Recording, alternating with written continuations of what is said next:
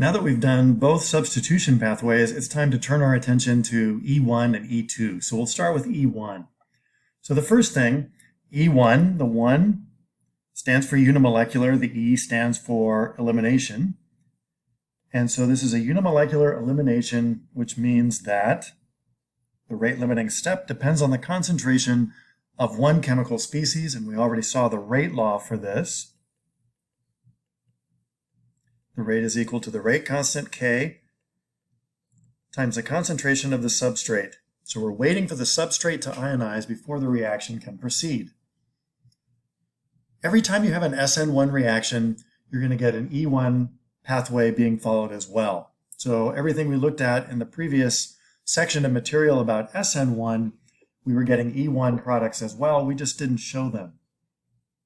There's only one case, though, where you're going to get exclusively E1, and that's in the case of the dehydration of an alcohol. So first, to dehydrate something means to remove the elements of water.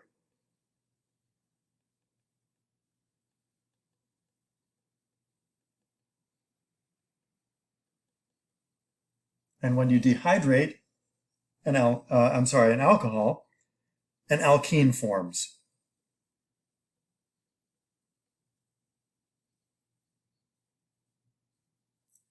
So typically what we would do is combine the alcohol with either sulfuric acid or phosphoric acid. Those are the two acids commonly used. Their conjugate bases are very poor nucleophiles. That's what helps to suppress the SN1 pathway. We're also going to heat this. Heating encourages elimination.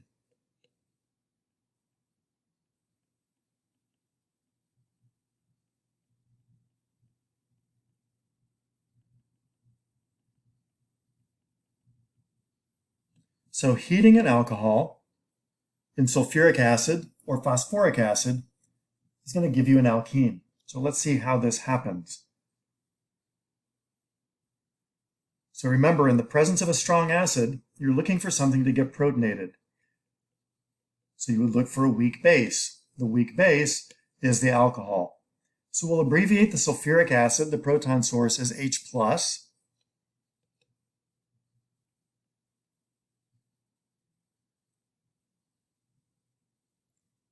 And so we end up with this intermediate. At this stage, we have a good leaving group. So water leaves.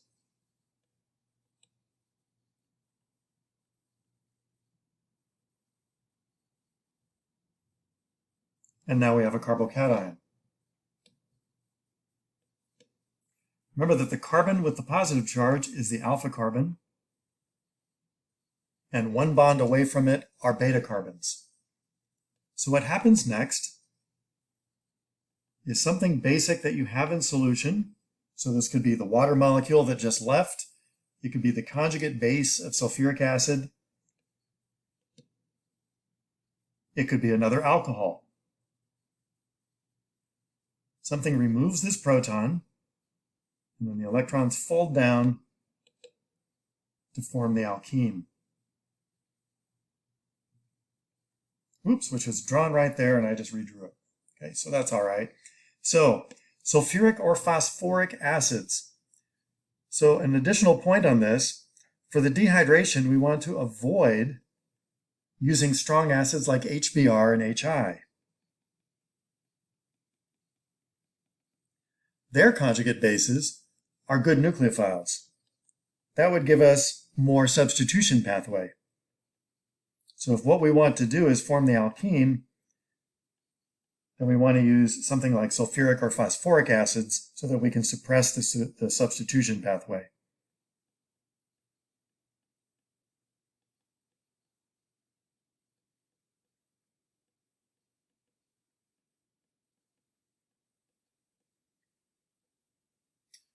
All right, so let's skip this example for now and instead talk about the fact that dehydration actually is reversible.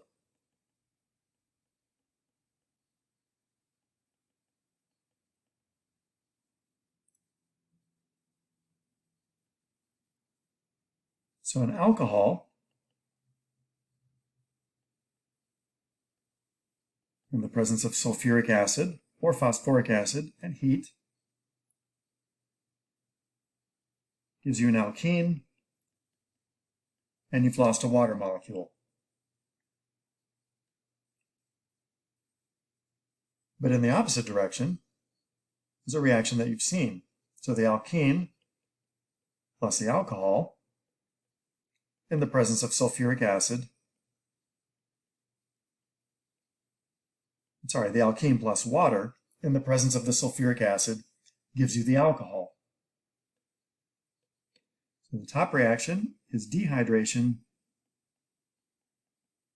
The bottom one is the acid-catalyzed hydration that you saw when we studied addition reactions. So for a reversible reaction, there's something that's always going to be true, and that has to do with something that we call the principle of microscopic reversibility.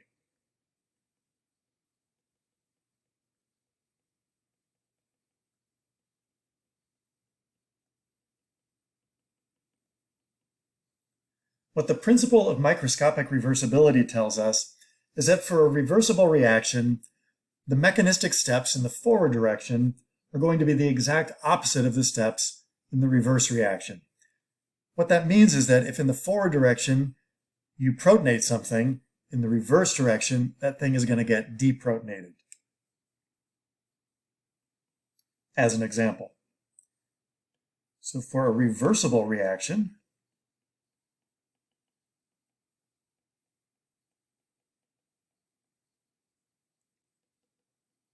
mechanistic steps in the forward direction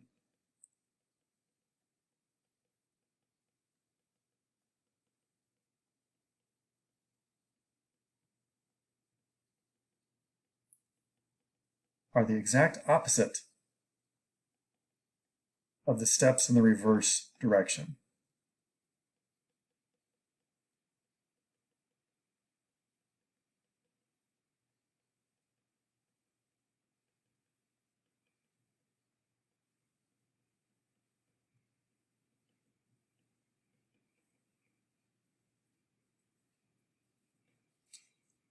So if you have a reversible reaction, what do you do to get what it is that you want out of it? So how do you favor one side of a reversible reaction?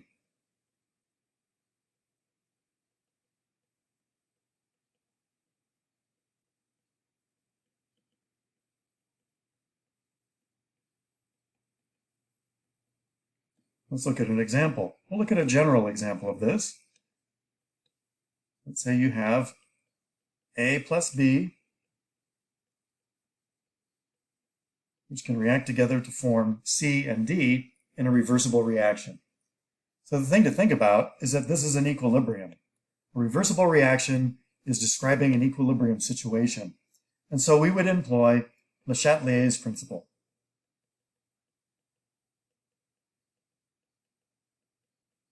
So to remind you about Le Chatelier's principle, when you have a system like a reaction that's at equilibrium and you do something to disturb the equilibrium, the reaction will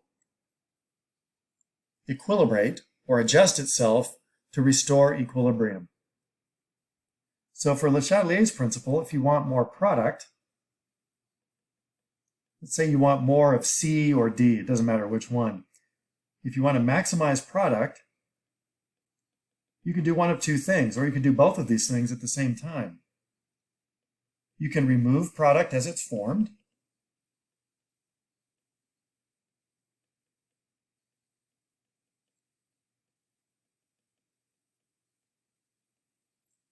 and or you could add more starting material. Both of those are going to have the effect of disturbing the equilibrium, and so the system, the reaction, is going to shift in such a way to minimize the effect of the disturbance. Okay, so how would you do this in practice? Well, if you want to remove a product as it forms, oftentimes one way to do that is distilling it. So you set up the reaction inside of a distillation flask and start heating it up, and then if you have a product that's particularly volatile and has a lower boiling point than the other things in the reaction mixture, then as you heat the mixture, that will evaporate and distill, and you can pull it out of the reaction that way. That's going to shift the equilibrium position to the right. So that's one of the things that you can do. Let's consider regioselectivity in elimination reactions generally, but specifically for E1 reactions. Remember that regioselectivity involves forming one constitutional isomer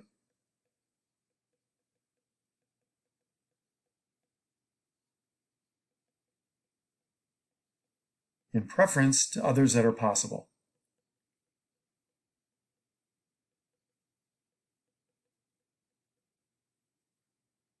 Elimination reactions often follow something called Zaitsev's rule.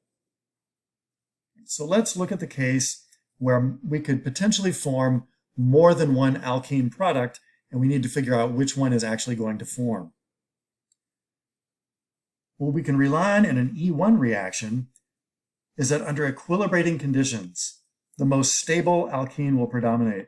And what this means, equilibrating conditions, means that we allow the reaction to reach equilibrium.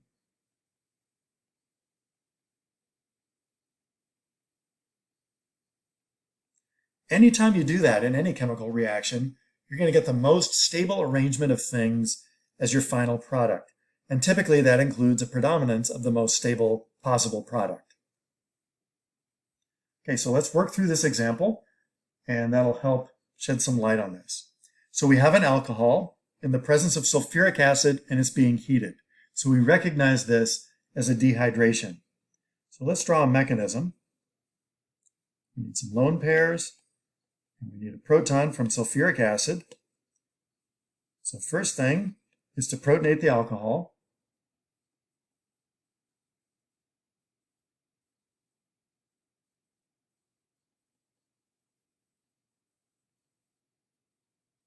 And that gets us to here. The next step in the mechanism is the departure of water. So water leaves.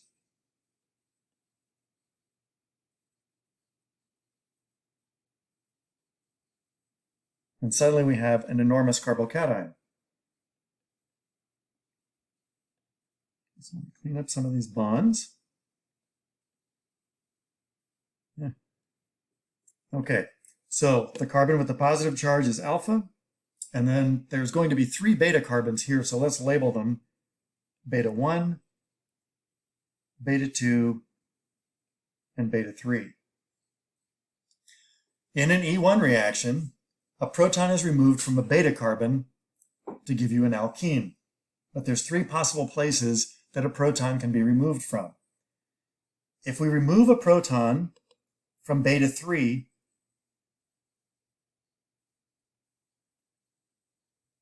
let's say deprotonate beta 3.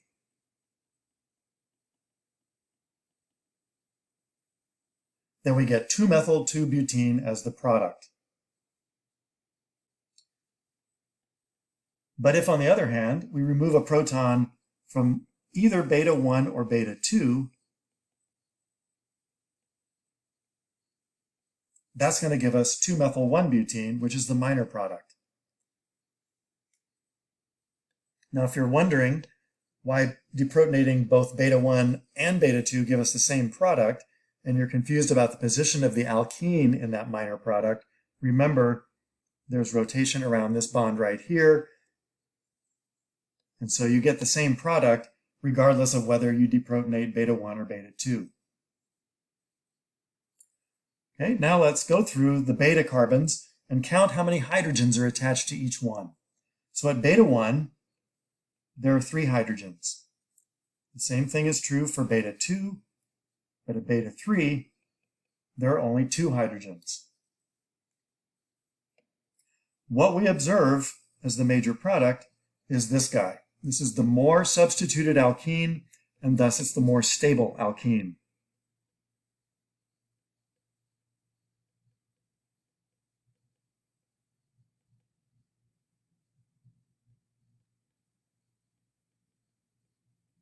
So that's the product that we observe forming.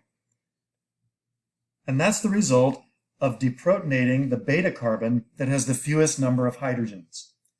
And so that's how people often will describe Zaitsev's rule. So Zaitsev's rule, formally stated, says in an elimination reaction,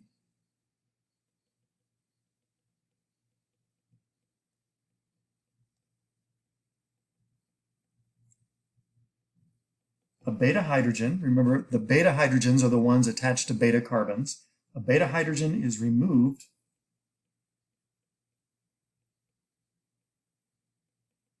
from the beta carbon with the fewest hydrogens.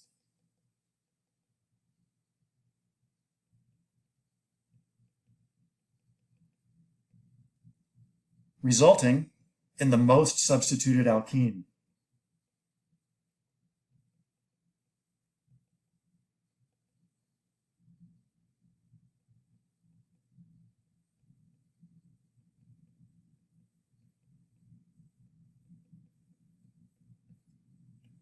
So that's Zaitsev's rule.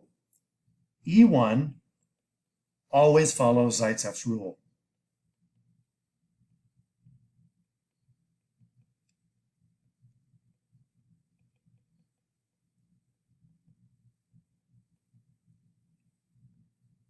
When we get to E2, we'll see that E2 follows Zaitsev's rule when it's possible, but that there's another factor that we need to consider. All right, let's take a look. So Zaitsev's rule says that in a beta elimination, the hydrogen is removed from the beta carbon that has the fewest hydrogens, and that gives us the most stable alkene. So let's look at this carbocation again. And let's label the beta positions. So we have beta 1, beta 2, and beta 3. And remember that beta 1 and beta 2 each had 3 hydrogens, whereas beta 3 only had 2 hydrogens. So you have a couple of things going on here. First of all, beta 1 and beta 2 are more available. They're more sterically available. They're less hindered. They're just hanging out there. So it's going to be easier for a base to approach them than it is for a base to approach beta 3, which also has another methyl group attached, and that's going to make it a little more hindered. Okay? Not hugely, but a little bit more. So that's one thing. The other thing is that if you just look at statistics, statistical probability, you have a total of 6 hydrogens on beta 1 and beta 2 that would afford you one product, whereas you only have 2 hydrogens on beta 3. So with those two factors to consider, what do you think is the most likely thing to happen to this carbocation? It's going to be the deprotonation of beta 1 or beta 2.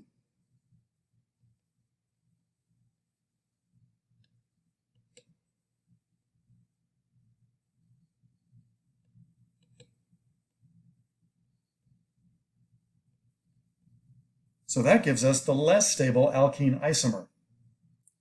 But the key to thinking about this is to remember that this is an equilibrium. And so we're not stuck there. Under the reaction conditions, remember you're running the reaction under strongly acidic conditions. This alkene can get protonated again, which is going to get you back to the carbocation. Now that's the structure on the left, but I'm just going to draw it over here as well. So now we're back to the carbocation. And so now there's another opportunity for a proton to be removed. Okay, now, again, it might be from beta 1 or beta 2, this time 2. But eventually, you're going to get a situation where the base happens to be in the right place and it removes the proton from beta 3 to give you the more substituted product. All of this is in equilibrium. And so gradually, over time, the more stable product is going to accumulate. So over time, as the system reaches equilibrium, or we could say equilibrates,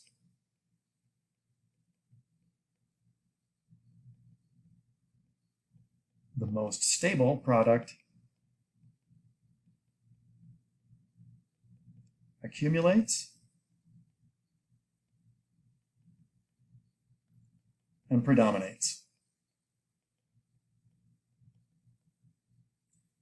So no, you don't get the most stable product in most cases on the first deprotonation. You might, but it's more likely, statistically speaking, that you're going to get the minor product. But the minor product can be reprotonated to afford the carbocation, and then you have another opportunity. Back to the drawing board. You may not get it the second time or the third or even the fourth. This may happen many, many, many times, but over time, the most stable product is going to predominate. Now, speaking of carbocations, because the E1 reaction involves a carbocation, again, we have to be on the lookout for rearrangements. So we'll use another dehydration of an alcohol to investigate that. So an alcohol in the presence of sulfuric acid and being heated is going to undergo a dehydration. First of all, it'll be protonated.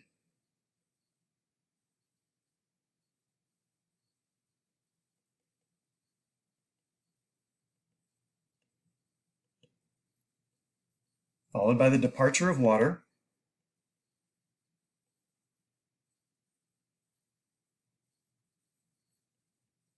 Which leaves us with a secondary cation that can rearrange to a tertiary cation.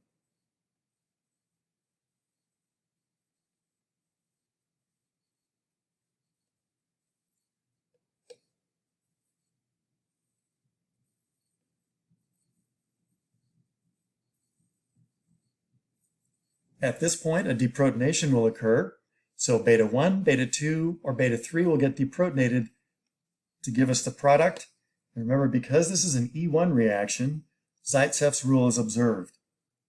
So the beta carbon with the fewest hydrogens is beta 3. Bond does not look right. Let's try that again. Okay, is beta 3. So that's what's going to get deprotonated. That's going to give us the most substituted, most stable alkene product.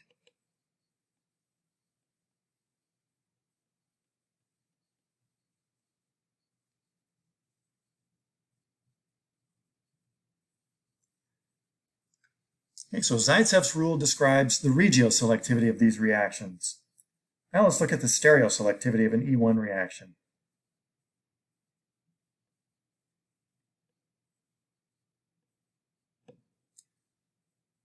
Stereoselectivity refers to the preferential formation of one stereoisomer.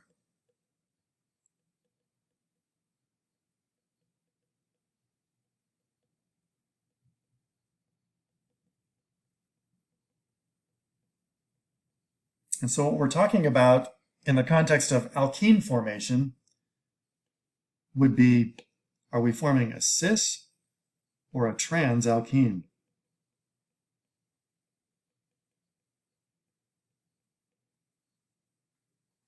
Now, E1 occurs under what we call equilibrating conditions. And what that means is that the most stable things are going to predominate after you let the reaction equilibrate. So when you have a possibility of either having a cis or a trans alkene, it's going to be the trans product that will form in preference to the cis. So dehydrating 3-pentanol, the major product would be the trans alkene. It's more stable.